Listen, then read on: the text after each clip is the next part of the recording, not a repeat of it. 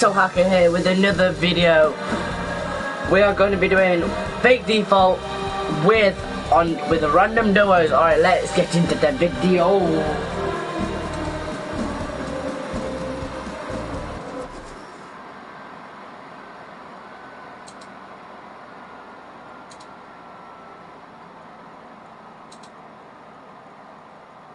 Oh crap, I just fell.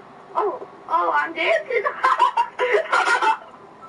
What? It looks so funny. It looks like he's itching his nuts. What the heck? I need some RP. I need somebody to give me RP. Oh, my level! What is it? Oh, my level! Yeah. This is the best. This is how happy I am. Okay, I wasn't supposed to. Yo, what's going on, guys? Golden back here. This is probably one of the funniest videos I've ever recorded. This kid's laughed throughout the entire video as we laughed at nonsense. Hello? The other thing that absolutely blows my mind is after coming back from It's my first suspension on YouTube, It's my first game playing. 200,000 views on the video, and I set a like goal of 10,000 likes in yesterday's video, and we're already almost at 11,000 likes. Oh. Hello?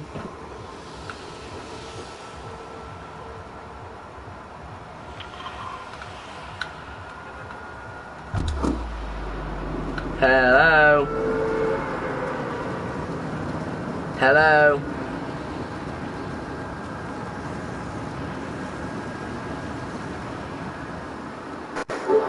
Chat, I'm gonna play chat, that's one.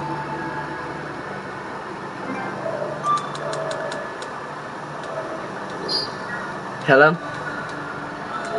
Hello? Yeah, I don't know how to play. It's my first game playing, and this is my brother's account.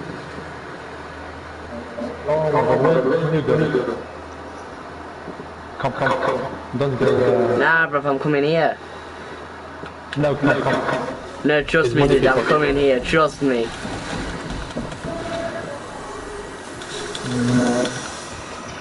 Come in. Dude, why do you seriously think I need help? What did this kid aim, bro? I'm coming. And he fucking finished me because he's a dickhead! Nah, this kid's getting clapped, bro. This kid's getting clapped. He's getting clapped. Just leave him. He's getting clapped. Just give me a shotgun and just go reboot me and go give me a shotgun and I'll just go pump him in the head. Or you can go kill him if you want, it's up to you. Plus I had he had an SMG and I had a burst. Get that guy there.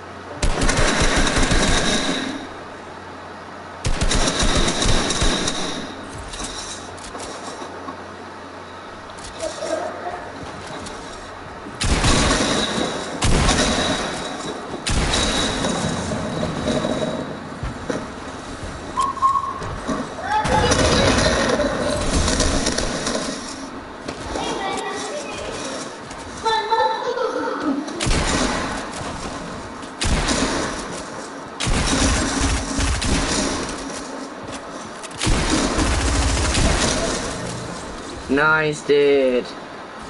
Alright, go get my reboot card. It goes into 16 seconds.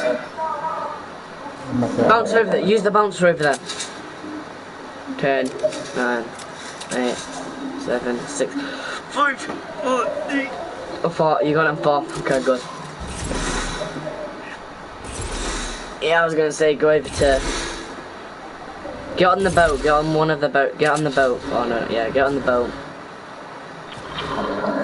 Yeah, get on the boat. Are you in the circle? Do you still need to do this challenge here? Because I've done it. And by the way, if you want, oh god, not that one. If you want, that's for you. After if we get close, if we win the game or we get really close to one, you can still accept it. I don't mind about that.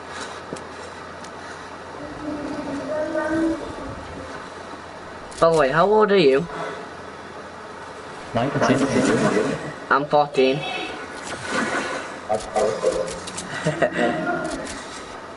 I'm 14, not been playing for a year because I got banned off it. And then this is like a new account. Because on my other account I had like Renegade Raider, Recon Expert, flipping OG Skull Trooper, Black Knight, the Pink Gold Trooper. But I got it banned like I got it banned last year.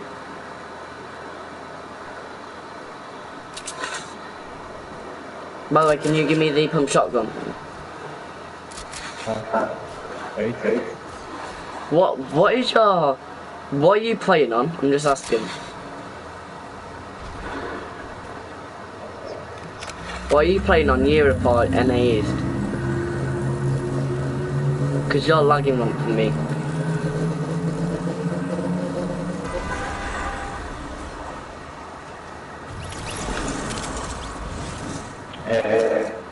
Just. Oh, never mind, you don't need to give me that shotgun anymore.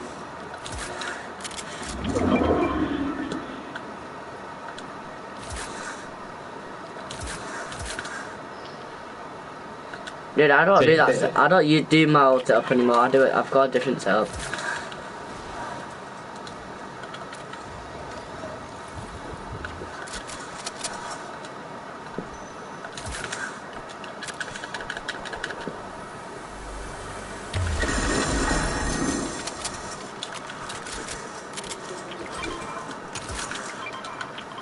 I've got a blue pump.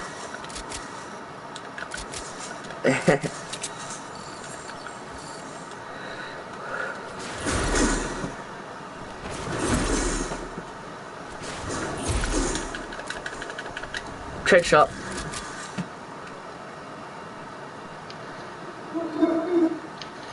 Wait. Do you have an SMG?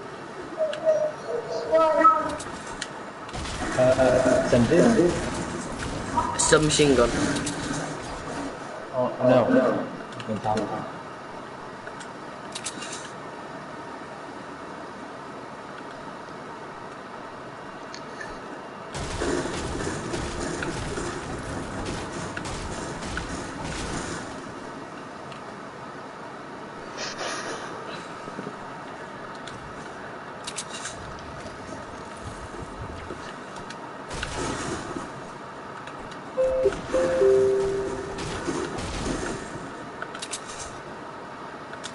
I'm not even trying, son. I don't really give a care.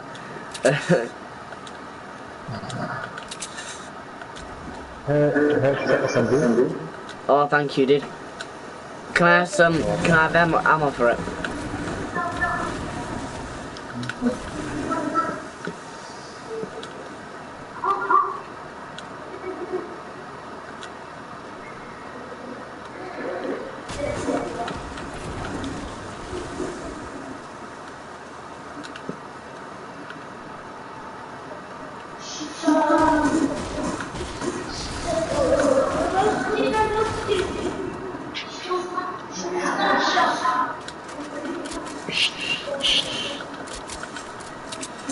Alright, dude, now I'm set. I just need a sniper and then we're done.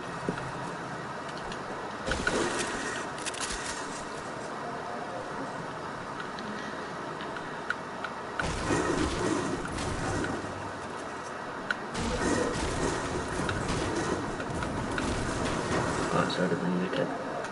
Helicopter? Leave it. Yeah, leave it.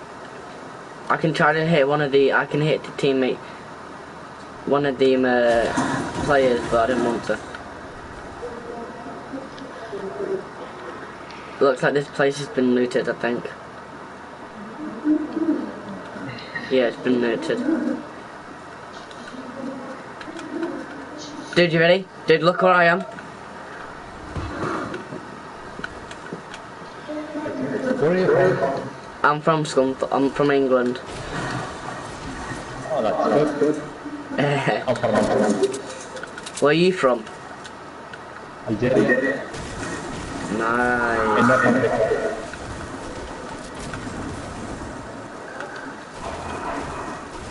One here. Two. Yeah, dude, wait for me. I was wait, dude, no, dude, I wanna. god.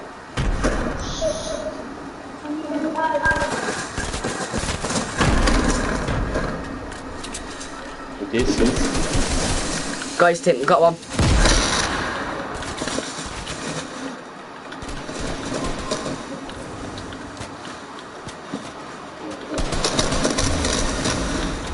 I'm down.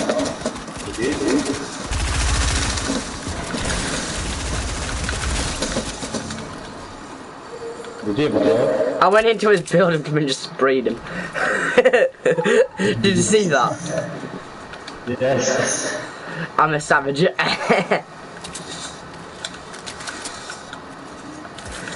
GG, bro. Dude, I just head dinked that. You know that default I killed. Dude, I'll get this kid here. Ready? What the heck? GG, dude. Oh my god. Am I in your lobby or not? Just have a look. Yes, sir. Ready? I did. Just press ready. I'm calling All I you. can say is thank you guys for sticking around. You're the best. I really appreciate the heck out of all of you. From 10,000 likes on the last video, let's see if we get 15,000 likes. If you guys drop a like on the video right now, we will definitely hit 15,000 likes. Easy. I always say, thank you all so much for the support of my videos. If you enjoyed today's troll, I'll talk to you all in the next one, and as always, stay golden. Yo, what's up, man? Just started GTA 5. Oh, the band one? Yeah. Bro, oh, you can. I got it because a freaking hacker got me banned like a few months ago. I just thought this would be a cool game to try. You think you could get anybody to hit me up with the RP drop? RP drop? Yeah. How do you do that? It's on the, you know what a mod menu is? What menu? A mod menu? No. You know what a cash drop is? A cash drop? No.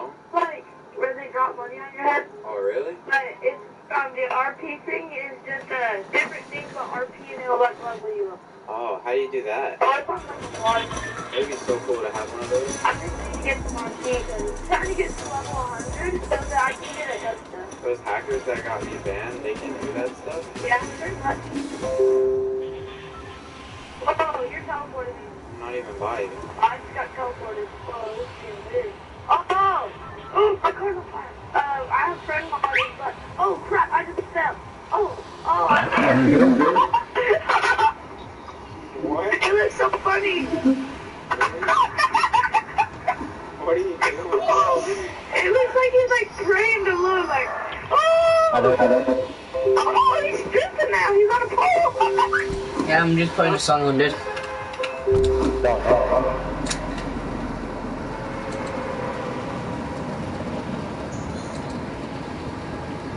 Since the day I took you in, I was going to take you.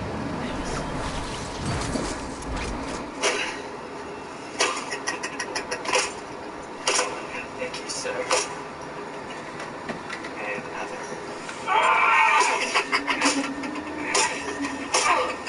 You want to know the secret of pain? If you just stop feeling it, you can start losing it. Wait, what? This kid's got aim right. He hit headshot after headshot, dude. Wait. The guy's over there.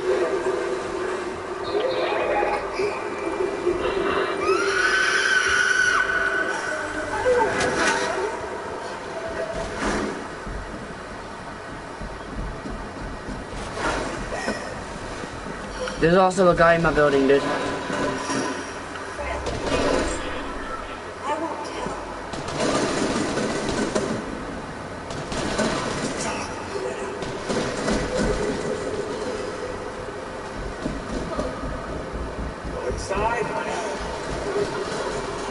Dude, quick. There's a big pot in here and it's mine. There's a big pot right, like, right there.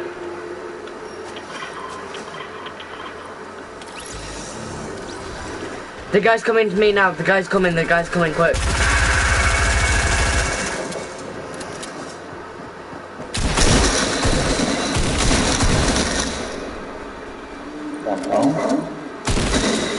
Dude, heal up. Mini up, mini up, mini up, and then drink the big pot.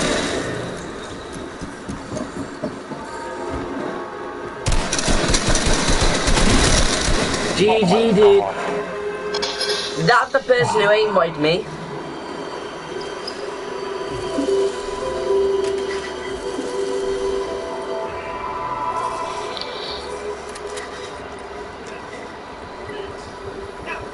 Ready.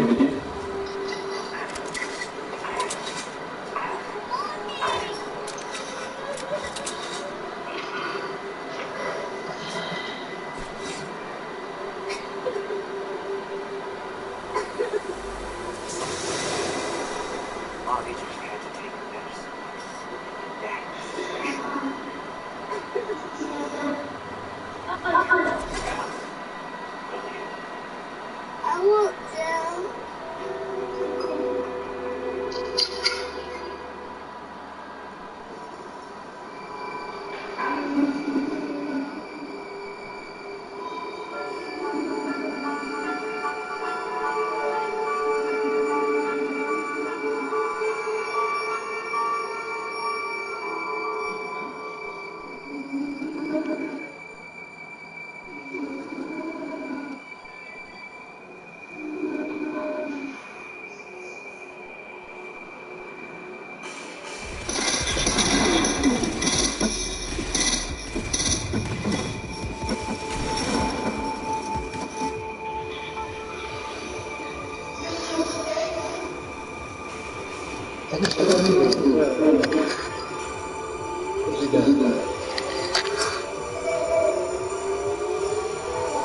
I'm better.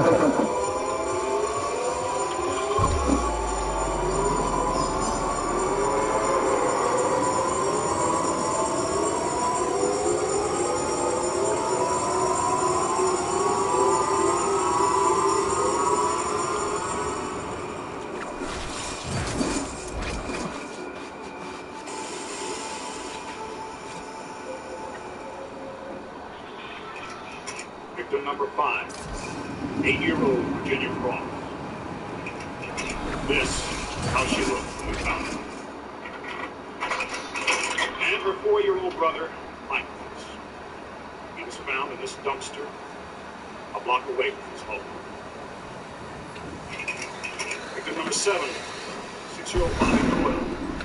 We were able to identify him through his destiny. Messenger.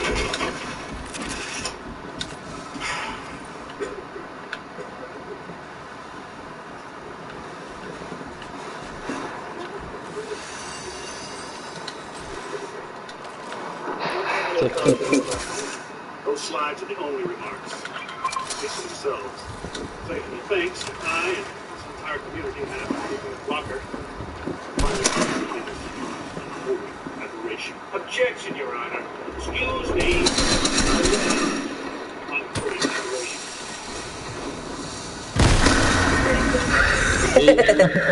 Did you see that? What did I do?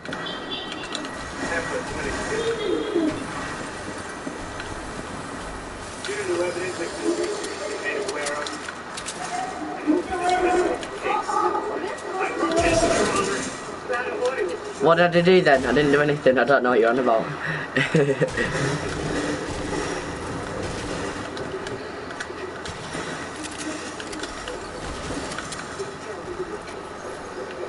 I didn't do anything.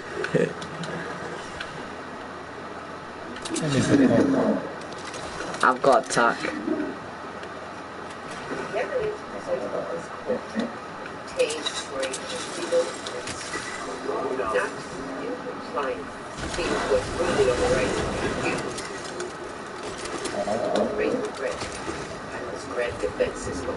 You can hold him if you want. This man cannot be allowed to walk free. Maybe he should have been read his rights at the time of his arrest. I was sorry. I've got a green one. Procedure had been followed. This couldn't have happened. Court's adjourned.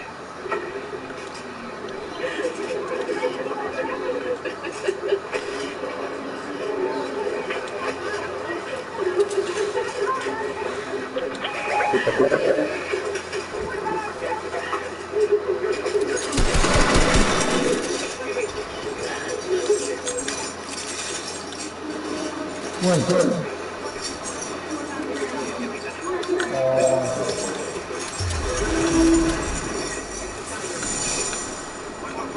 you can have it.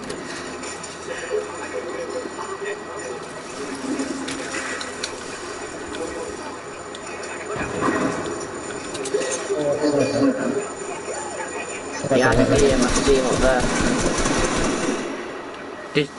Did you stay like? I almost shot him, sir. I almost pulled the trigger. What stopped it? Dude, he's getting in a helicopter. He just ran off in the pissing helicopter, pussy. Okay, thanks. Dude, get on the launch pad, hit the launch pad I just put down. But you can go to where he's going. Cause I know where he's going.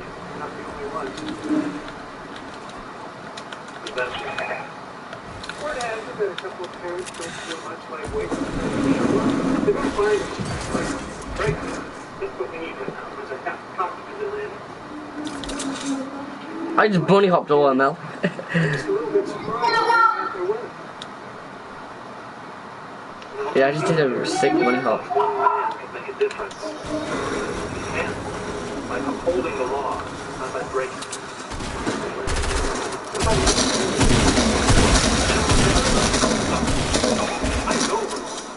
I know where it begins, and I know where it ends.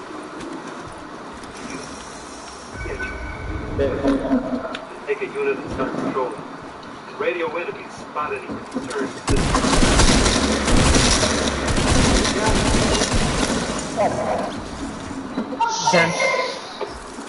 GG did. What HP was she at? Wait, is this kid anonymous? I don't know if this kid's anonymous or not.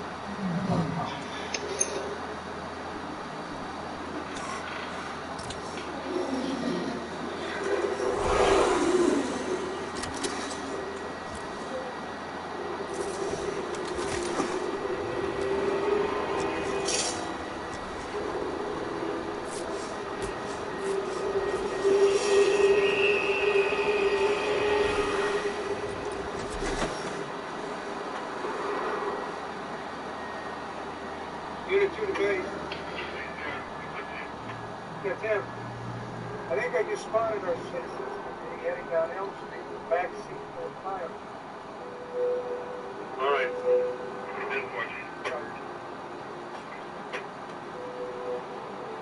This night never ends.